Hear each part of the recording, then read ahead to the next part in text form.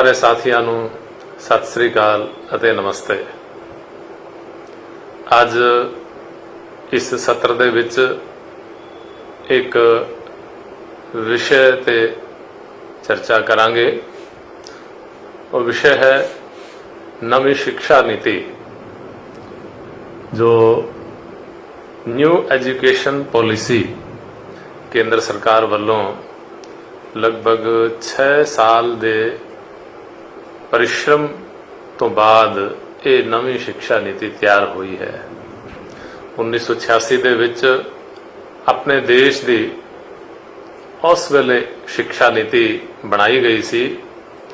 उस तो इन्ने साल बाद यानी लगभग 34 साल बाद आफ्टर 34 ईयर्स ये नवी शिक्षा नीति दोबारा तो एक व्यापक तौर ते बहुत बड़े स्तर ते बहुत बड़े पद्धर ते चर्चा विमर्श तो बाद ये नवी शिक्षा नीति ये तैयार हुई है। मेरे ख्याल पहली ऐसी शिक्षा नीति है जिस दे विच सामान्य विद्यार्थी तो लेकर के और अलग अलग विषयों दे जो विशेषज्ञ हैं तो उन सब दे सुझाव शामिल करके उन्हां नाल चर्चा विमर्श करने तो बाद ये नवी शिक्षा नीति ये बनाई गई है। तो उस दे कुछ पहलू इस सत्र दे विच मैं रखण दी कोशिश करांगा। शिक्षा नीति दे विच तो बहुत सारे गल्लां हैं, बहुत सारे ऐसे विषय ने, तो ऐस करके सारे विषयों बारे इस सत्र दे विच नहीं कहा जा सकता, लेकिन कुछ विषय तो मैं तुहाडे सामने रखने की कोशिश करांगा। एक इस शिक्षा व्यवस्था दी शिक्षा नीति दी जो एक बड़ी गल है जो मैं पढ़ रहा सी, इस दे बारे 108 पेज की सरकार वालों भेजी गई है। तो उस परिचय जो उसका दिता गया, उस परिचय दे विच एक कहा गया है कि भारतीय मूल्यों से विकसित शिक्षा प्रणाली, यानी इन्होंने दस्या है भारतीय मूल्यों से विकसित शिक्षा प्रणाली जो भारत को विश्व की ज्ञान महाशक्ति, विश्व की ज्ञान महाशक्ति का अर्थ है कि विश्व गुरु, तो ऐसा भारत बनाना, तो ऐसा इसका उद्देश्य इन्होंने रखा है इसके अपने सामने। और जो शिक्षा लेने वाला जो शिक्षार्थी है, तो जो विद्यार्थी है, तो विद्यार्थी नू कैसा बनाना है कि जिसनों अपने मूल जिम्मेदारियां दा बोध होवे, अपनी जिहड़ी बेसिक ड्यूटीज हैं तो उन्हां दी उन्हों समझ होनी चाहिए है। तो ऐसी एक शिक्षा नीति बनाने दी एक कोशिश की गई है।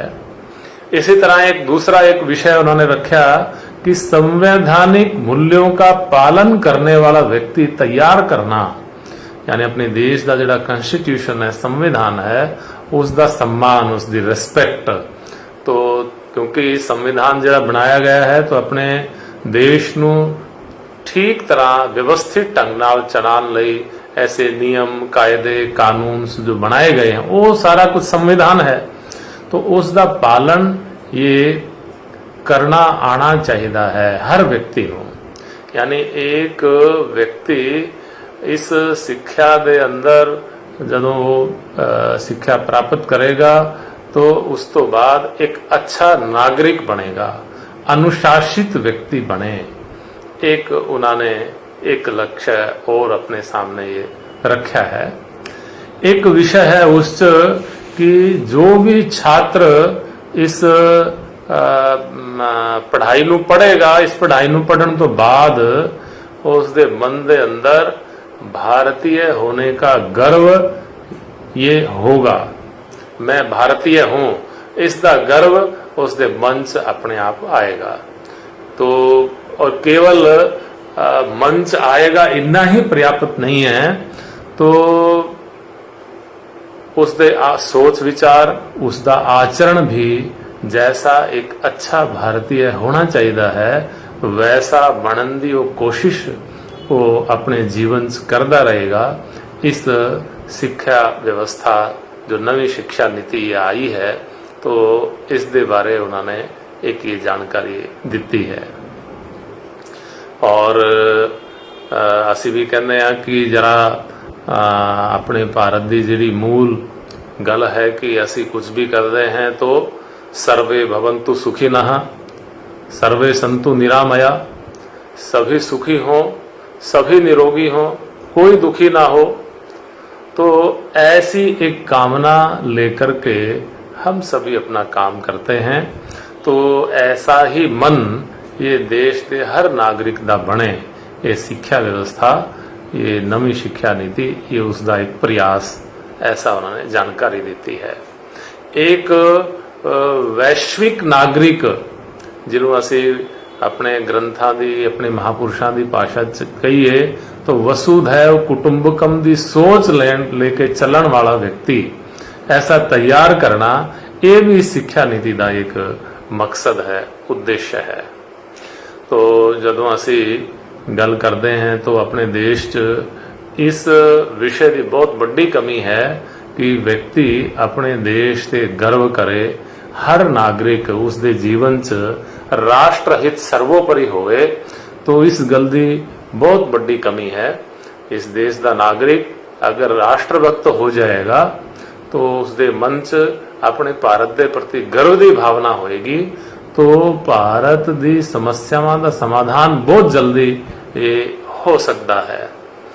और असी देखते हैं कि देश च बहुत सारे ऐसी घटनावां ने कि अपने देश के लोगों का मन ऐसा रहा है कि व्यक्तिगत स्वार्थ वो सब तो पहले, ऐसा एक ये अपने लोगों के सामने अपने व्यवहार च रहा है। इस करके ही अपना देश सारा कुछ होंदे हुए भी अपना देश ये सुप्रीम पावर नहीं बन पाया। तो इस शिक्षा व्यवस्था दे विच, नवी शिक्षा नीति दे विच ऐसा एक प्रयास किया गया है कि व्यक्ति उसके जीवन च ये वाला सदगुण एक आए। क्योंकि जदों असी दुनिया के बाकी देशों का अध्ययन करते हैं तो उस वेले अपने ध्यान च आएगा कि उन्होंने देशों के लोगों की यही खासियत रही है कि नेशन फर्स्ट। अपना एक कार्यकर्ता वो अमरीका च गया सी, वापस आने तो बाद अपने कार्यकर्ता नाल गल हो रही सी उसकी, तो उसने पूछा कि उस देश के लोगों की मानसिकता और अपने देश के लोगों की मानसिकता दे विच कि कोई बेसिक मूलभूत कोई परिवर्तन है क्या, कोई अंतर है क्या। तो उस कार्यकर्ता ने कहा कि हाँ, एक जो सब तो बड़ा अंतर है वो ये है कि असी सरकारी जिहड़ा कोई भी टैक्स है उसने चोरी करना अपनी बहादुरी समझते हैं, और उत्थों का नागरिक, अमरीका का नागरिक, वो टैक्स देना ये अपनी जिम्मेदारी समझता है। वो बड़ी ईमानदारी के नाल टैक्स देता है। वो कहते मेरा कुलीग मेरी कंपनी से काम करता है, अमरीकन है, तो जदों मैं उसकी इनकम टैक्स की रिटर्न देख रहा सी, फाइल देख रहा सी, तो मैं देख करके ना मैं वैसे ही कहता कि वो इन्ना टैक्स देंदे हो तुसी सरकार नूं। तो वो कहते किसी संस्था नाल नहीं जुड़िया हुआ सी, सामान्य अमरीकन नागरिक है।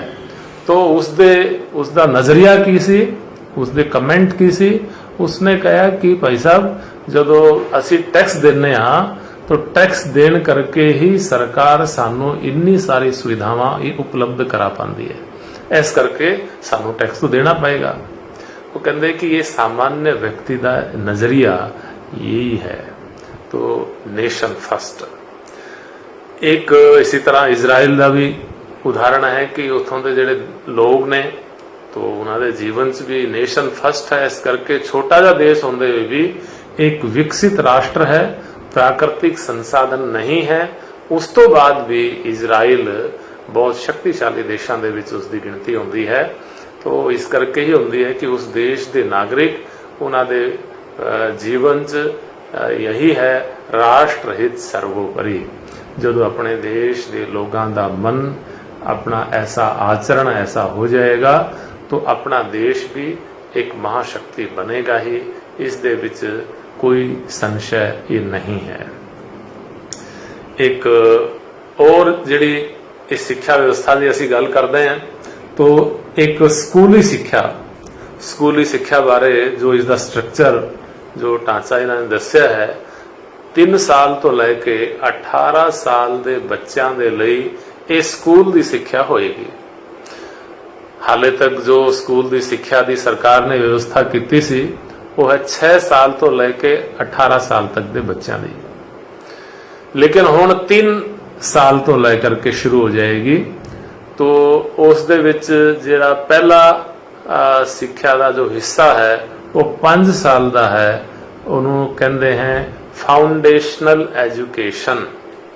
ये जिहड़ी फाउंडेशनल एजुकेशन है ये है यानी प्री नर्सरी, नर्सरी और केजी, उस तो बाद फिर पहली क्लास और दूसरी क्लास। ये 5 साल की शिक्षा, 5 साल की ये शिक्षा ये है फाउंडेशनल एजुकेशन। दूसरा जिहड़ा उसका हिस्सा है वो है प्रिपेरेटरी, प्राथमिक शिक्षा। वो है 3री क्लास, 4थी क्लास, 5वीं क्लास, ये है प्राथमिक शिक्षा। इस तो अगे माध्यमिक शिक्षा तो यानी मिडल जिहड़ा है वो है 6वीं, 7वीं, 8वीं क्लास। इन 3 क्लासां नूं मिला करके ये मिडल एजुकेशन। उस तो बाद सैकेंडरी एजुकेशन, इस दे विच 9वीं, 10वीं, 11वीं, 12वीं क्लास, ये 4 क्लासां नूं मिला करके एक ये सैकेंडरी एजुकेशन इसका इन्होंने योजना एक की है। यानी पहला हिस्सा 5 साल का, उस तो बाद 3 साल, फिर +3, उस तो बाद फिर +4, ऐसा कुल मिलाकर के 3 साल तो लैके 18 साल के विद्यार्थी की स्कूली शिक्षा की व्यवस्था ये इन्होंने एक की है। पहली 10+2 होंदी सी, हुण उस परिवर्तन ये हो जाएगा, ऐसी इन्हों की योजना है। एक जिहड़ी इस नवी शिक्षा नीति दे विच दूसरी एक गल आई है वो है कि सरकार की योजना है कि ड्रॉप आउट ये कम करना, यानी ये घट तो घट विद्यार्थी स्कूल छोड़ के जान, यानी स्कूली शिक्षा अपनी पूरी करन। ये सरकार दा इस ते पूरा जोर रहेगा। उस दे लई की प्रयोग कर सकते हैं आने वाले समय दे विच वो दसणगे, ऐसे कुछ प्रयोगां ते वो कम करनगे। एक ये वाला विषय है। दूसरा एक विषय है कि पाठ्यक्रम जिहड़ा वा तो उस पाठ्यक्रम नूं रुचिकर बनाना।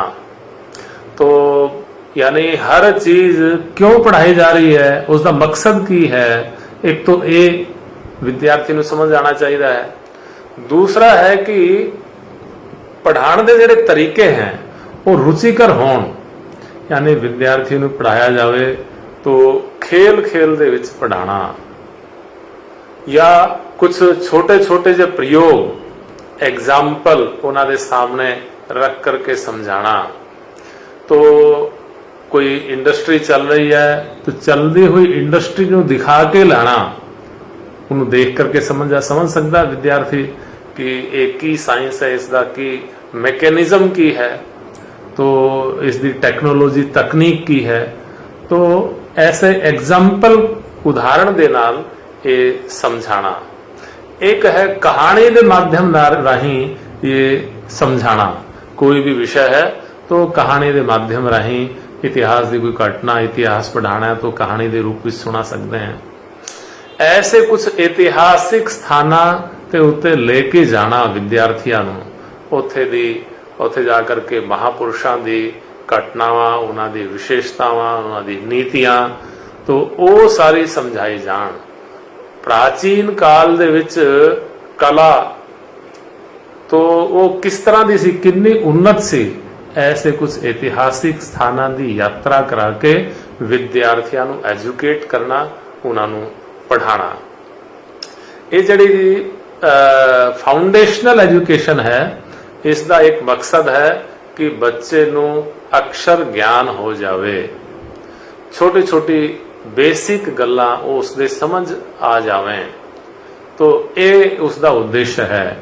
रंग की पहचान, फलों की पहचान, पशुओं की, जीव जंतुओं की, उन्हां दी पहचान करना, यानी सामान्य जीवन के अंदर जिन चीज़ां नाल उसका पाला पड़ता है, तो ऐसी चीज़ां की समझदारी, उन्हां दे गुण दोष वो सारे उसके समझ आ जान, ऐसा एक प्रयत्न ये फाउंडेशनल एजुकेशन दे विच ये रहेगा। प्राथमिक शिक्षा दी भी थोड़ा थोड़ा जा इसी तरह रहने वाला है।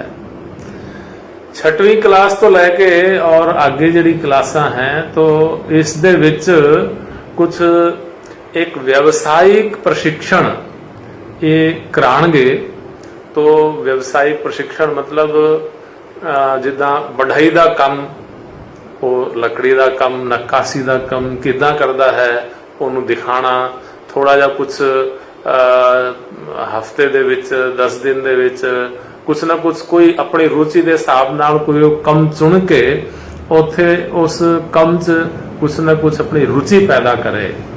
ਯਾਨੀ ਜਿੱਦਾਂ ਵਿਦੇਸ਼ਾਂ ਦੇ ਵਿੱਚ ਅਸੀਂ ਦੇਖਦੇ ਹਾਂ ਕਿ ਵਿਦਿਆਰਥੀ ਪੜ੍ਹਦੇ ਪੜ੍ਹਦੇ ਹੀ ਕੁਝ ਨਾ ਕੁਝ ਕੰਮ ਕਰਨਾ ਸ਼ੁਰੂ ਕਰ ਦਿੰਦਾ ਹੈ। तो इस दे विपरीत अपने देश एक बहुत बड़ा अपनी पढ़ाई का ड्राबैक ये है कि विद्यार्थी वो पोस्ट ग्रेजुएशन भी कर लेंदा है, उस तो बाद भी उसके मन च कोई किसी प्रकार का आत्मविश्वास नहीं होता कि वो जीवन च अगर नौकरी नहीं मिली तो वो किते कुछ करके सफल हो सकता है। ऐसा उसके मन दे विच कोई विश्वास होंदा नहीं है। इस करके स्कूल टाइम तो ही बच्चे नू, विद्यार्थी नू कम करन दी आदत पए, ऐसा एक प्रयत्न, ऐसा एक प्रयोग दे तौर ते ये करन वाले हैं नवी शिक्षा नीति दे विच। और ऐसे कुछ हर स्कूलों का एक क्लस्टर बनाने की भी एक योजना है। क्लस्टर बना करके ऐसे कुछ ट्रेनिंग प्रोग्राम चलाना विद्यार्थियों के लिए। जिदा अजकल नवीन कुछ टेक्नोलॉजी आ रही है, तो आर्टिफिशियल इंटैलीजेंस वो की है, उस दे बारे कुछ जानकारी विद्यार्थियों को होवे। स्कूल दे विच पढ़ते पढ़ते ही कोडिंग किद्दां करना, आजकल नई नवी शिक्षा और नवे नवे प्रयोग ये सब जो आ रहे हैं, ऐसी कुछ क्रिएटिविटी तो विद्यार्थी दे मन दे विच ये जरा आनी चाहिए है। आउट ऑफ बॉक्स सोचना, कोई समस्या उन्हां दे सामने रखना, उस समस्या नूं समझण दी समझदारी विकसित करना, ये नवी शिक्षा नीति दे विच इन्हां ने अपने उद्देश्य, अपने कामां दे विच लिखिया है कि जिहड़ी नवी शिक्षा नीति है ये विद्यार्थी दे विच समस्यावां नूं समझण दी समझदारी विकसित करेगी और समस्या नूं समझ करके इसका उपाय समाधान की हो सकता है।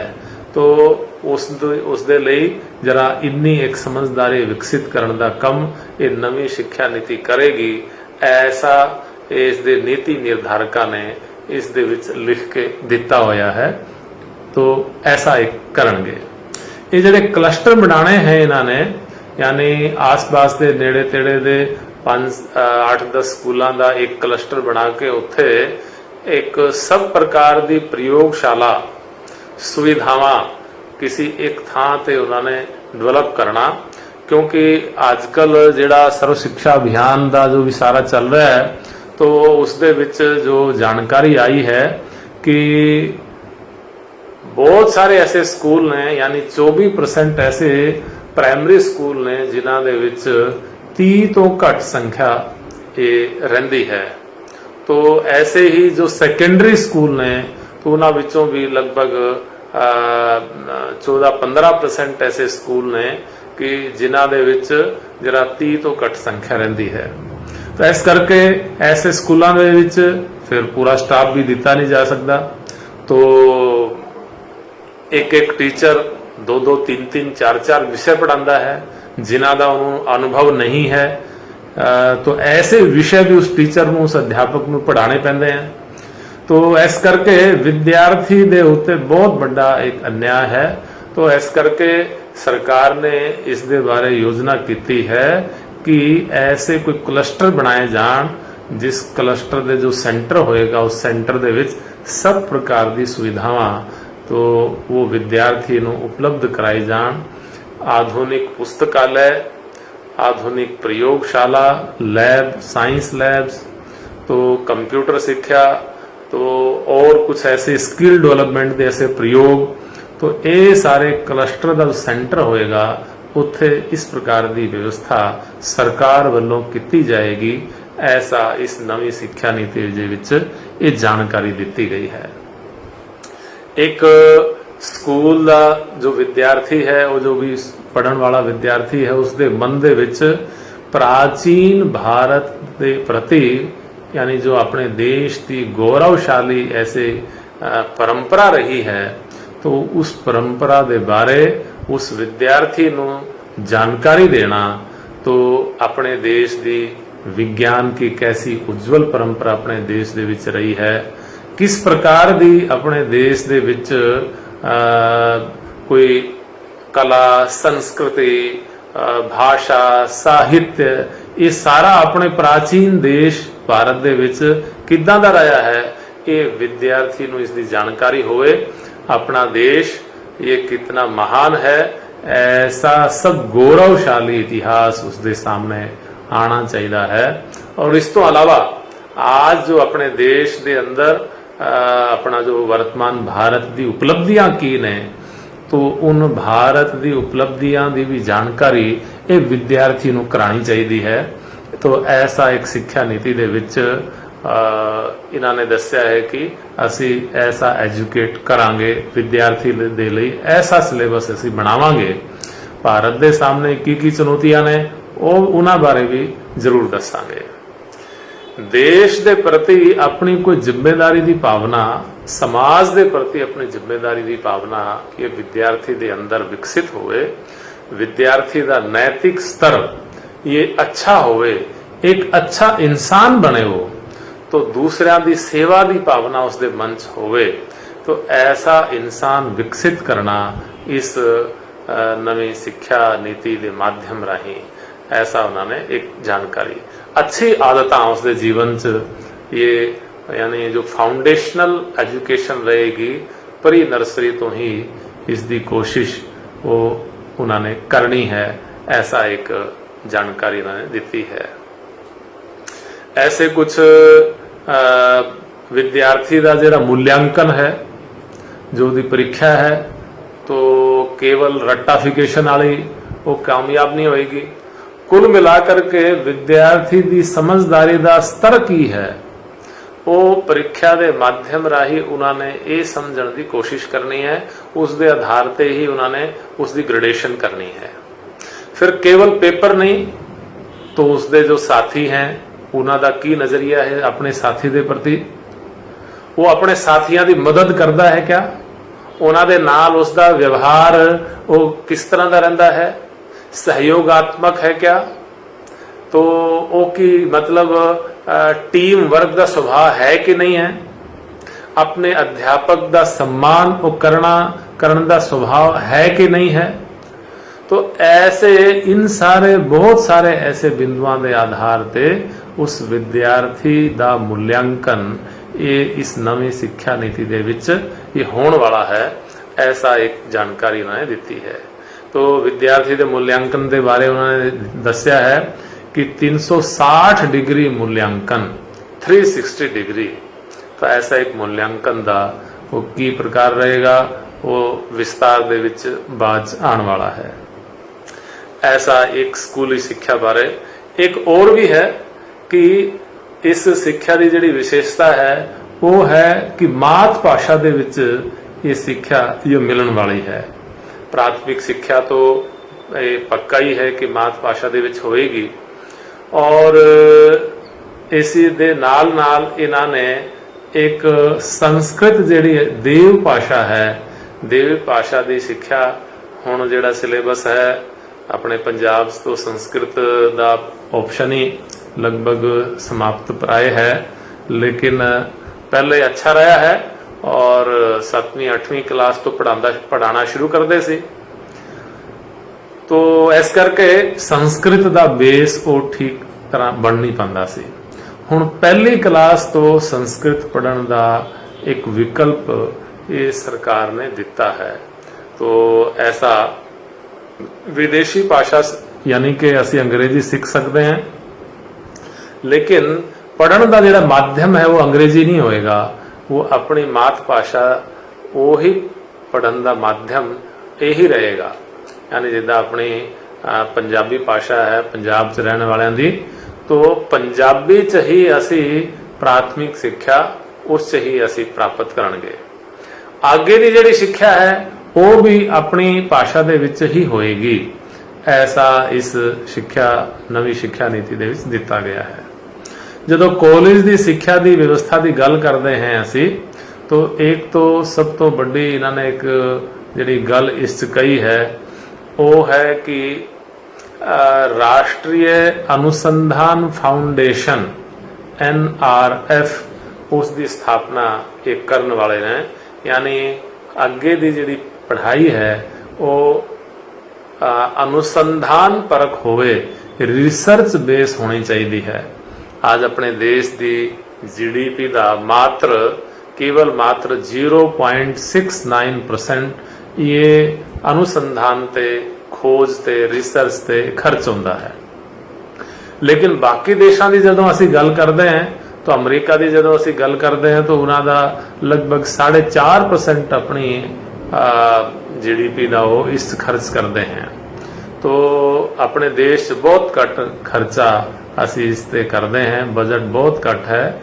इस करके सरकार की योजना है कि आगे आने वाले टाइम च तो जरा फाउंडेशन बना करके और रिसर्च ते खोजा ते ज्यादा पैसा खर्च किया जाए, एक इन्हां दी योजना है। दूसरा है कि मल्टी एग्जिट सिस्टम। वो की है कि जदों असी ग्रेजुएशन की पढ़ाई करते हैं, स्नातक की पढ़ाई करते हैं, तो स्नातक की पढ़ाई दे विच विद्यार्थी नूं 1 साल की पढ़ाई तो बाद किसी कारण पढ़ाई छड्डनी पई, तो लेकिन उसनूं कोई सर्टिफिकेट नहीं मिलता हुण ते, यानी 3 साल की ग्रेजुएशन है या 4 साल की ग्रेजुएशन है, विचकार छड्डती तो फिर वो बाकी 3 सालों की जिहड़ी पढ़ाई है या 2 साल की पढ़ाई वो सब जीरो है। लेकिन हुण इदां नहीं होएगा, तो हुण इन्हां ने दस्सिया है कि 1 साल की पढ़ाई पूरी करने तो बाद सर्टिफिकेट कोर्स, 2 साल की ग्रेजुएशन की पढ़ाई होएगी 2 साल की, तो फिर डिप्लोमा कोर्स माना जाएगा। 3 साल की पूरी होएगी तो डिग्री, और अगे की जिहड़ी पढ़ाई करनी है तो पोस्ट ग्रेजुएशन या PhD की पढ़ाई करनी है, तो वो फिर 4 साल की डिग्री करने तो बाद फिर वो स्नातक प्रास्नातक जिन्हों कहते हैं PG दे विच वो एडमिशन ले सकता है। ऐसा PG का जदों कोई 4 साल का डिग्री का करता है, तो फिर 1 साल उन्होंने जरा पोस्ट ग्रेजुएशन की पढ़ाई करनी पड़ेगी, उस तो बाद फिर PhD दे विच वो एडमिशन ले सकता है। हुण MPhil की पढ़ाई इन्होंने खत्म करती है, MPhil हुण नहीं होया करेगी, ऐसा एक इन्होंने कहा है। दूसरा एक और सब तो बड़ी इस जी गल इन्होंने कही है वो है कि ये जिहड़ा स्ट्रीम सिस्टम है, यानी ये साइंस स्ट्रीम है, ये कॉमर्स है, ये आर्ट्स है, तो ह्यूमैनिटी, तो हुण इस तरह की बाइफरकेशन ऐसा कोई अलगाव ऐसा ये नहीं होएगा। साइंस पढ़ने वाला कोई भी विद्यार्थी वो भी पॉलिटिकल साइंस भी पढ़ सकता है, कोई म्यूजिक का सब्जेक्ट भी ले सकता है, या म्यूजिक पढ़ने वाला विद्यार्थी कोई उसके मन च है कि मैं केमिस्ट्री पढ़नी है तो केमिस्ट्री पढ़ सकता है। तो ऐसा एक इन्होंने ये एक विकल्प के तौर पे इस तरह का इन्होंने देता है, बहु विषयक, तो एक ये पढ़ाई इन्होंने जानकारी से देती है। एक और भी जो है कि जो स्पेशली कुछ ऐसे बने हुए हैं, ये इंजीनियरिंग कॉलेज है, ये लॉ कॉलेज है, तो ऐसा इस तरह का कोई स्पैसिफिक ऐसा कोई कॉलेज नहीं होएगा, सब दे विच इंटीग्रेटेड पढ़ाई होएगी। हर बहु विषयक मल्टी सब्जैक्ट्स की पढ़ाई हर कॉलेज दे विच ये होया करेगी।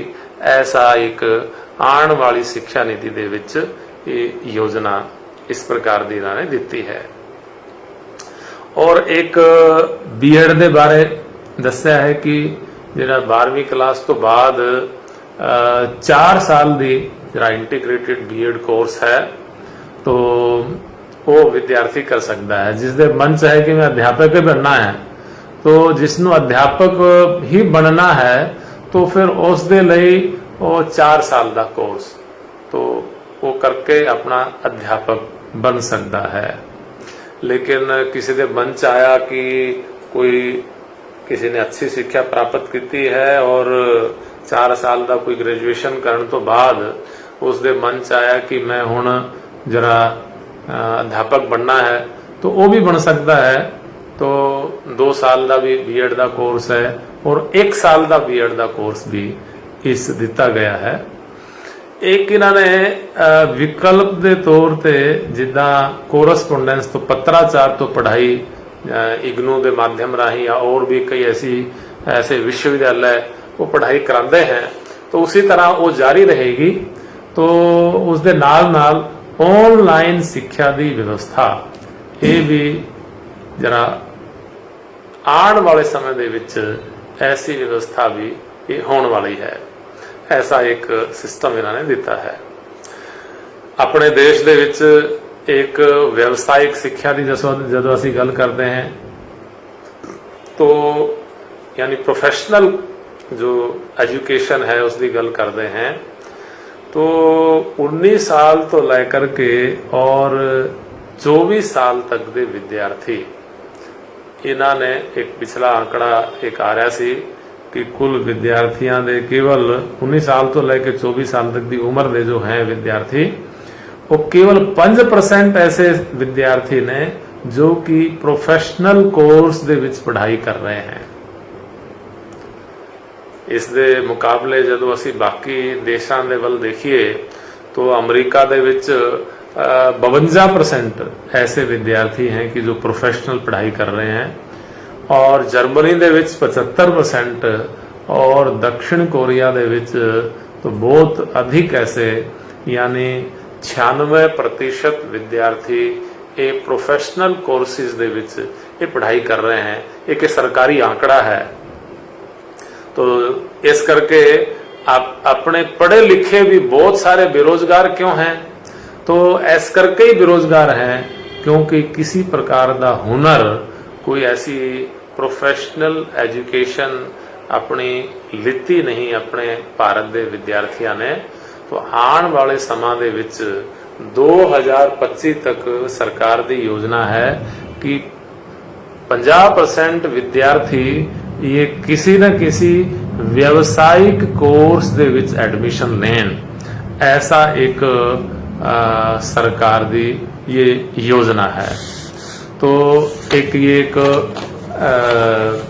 एजुकेशनल जरा एजुकेशन दे विच प्रोफेशनल एजुकेशन दे विच इस प्रकार की एक सरकार की ऐसी योजना है। योजना तो अच्छी है लेकिन योजना बहुत सारी बनती हैं। योजना बनन तो बाद उस योजना नू जमीन ते लागू करना जमीन ते उतारना इस दे लई सब दा मन बनना चाहिए है।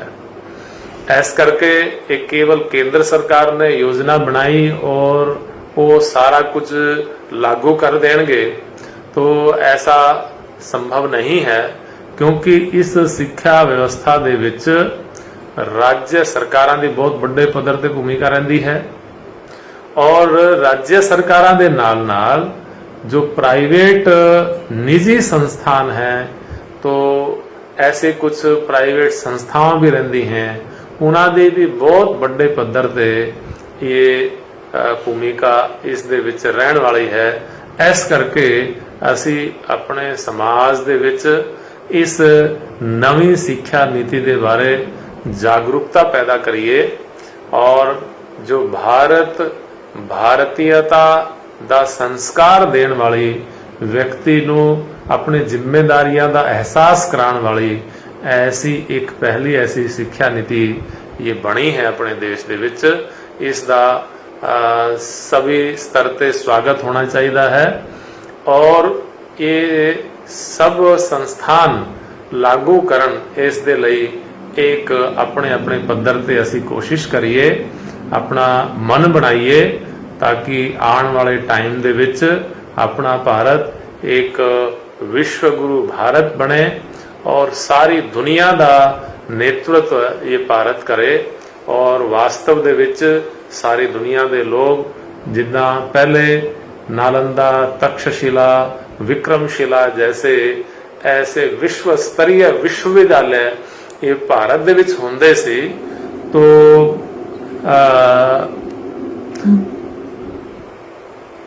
भारत दे विच जिदा ऐसे कुछ विश्वविद्यालय ये होंदे सी, उसी स्तर के विश्वविद्यालय या शिक्षण संस्थान अपने देश दे विच ये आने वाले समय दे विच खड़े होण और भारत फिर तो सारी दुनिया का गुरु बने।